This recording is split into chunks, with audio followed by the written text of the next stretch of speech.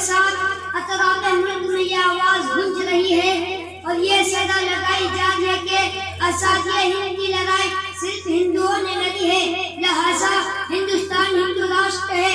इसलिए आज कभी आरएसएस, बजरंग दल और शिवसेना जैसी तंजीमें मुसलमानों के खिलाफ जहर अफशानी करती नजर आ रही हैं और अपनी बेलगाम जबान से मुसलमानों का गैर मुल्की साबित करना चाहती है, जो कभी साक्षी महाराज की गंदी फहम दीनी इदारों का दहशतगर्दी का अड्डा तारीफ करने की नागो कोशिश करती है।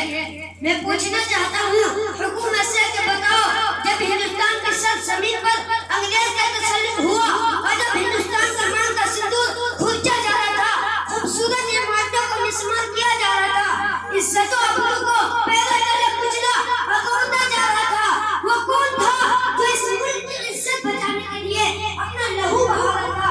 आज तुम हमसे सजदे वफा मांगते हो और सूरज से ज्यादा रोशन तहरीक आजादी में हमारे किरदार को मशकूक भी कहा से देखते हो, तो सुनो, हम मुल्क के रखवाले और मुहाफिज हैं। एहसान वाला मुश्तुम हो के तुम्हें आजादी की कुछ सुकून फजाएं हमने दी है। और देखो अपने माजी को, जब तुम अंग्रेज के चंगुल में जकड़े हुए थे, सांस लेने की तुमको मोहलत न थी, तो उस वक्त इस मुल्क की गोद में परवरिश पाने वाला कोई माई का लाल इतनी जुल्म नहीं कर सकता था जो अंग्रेज की हुकूमत को ललकार सके और दुनिया की सुबह बहुत ताकत का मुकाबला करने के लिए आवाज उठा सके। देखो हमारे बेबानी को सबसे पहले जिसने आवाज उठाई थी वो शेर के इंसान, खुदा तक से इंसानियत का मसीहा, शाह वली अल्लाह मुहद्दिस दहलीज का पसंद शाह अब्दुल अजीज था। शाह अब्दुल अजीज की आवाज क्या थी?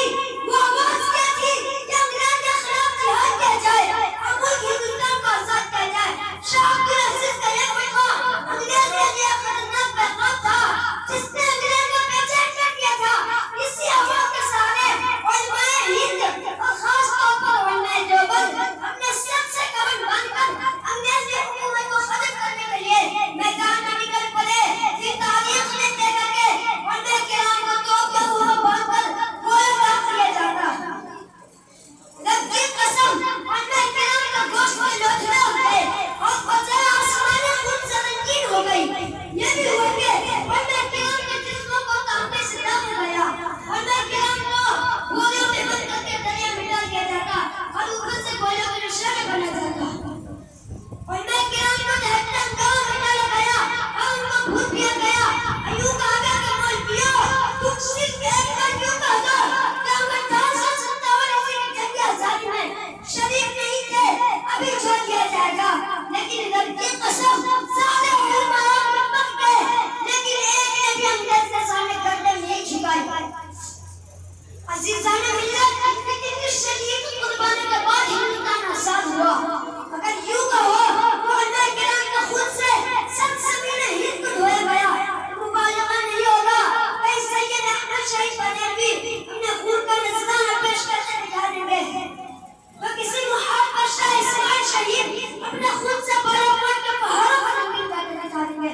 कई आजिब का दोनों मुहाजिर मक्की और हाफिज ज़ाकिर शहीद सफीर होते दिखा देंगे, तो कई राणा मंडल बादशाह नाना बीबी रहमतुल्लाह अलैह और आला गंगोही रहमतुल्लाह अलैह की जंगी सरकार की लगी। लेकिन मेरे दोस्तों, बड़े ही अफसोस के साथ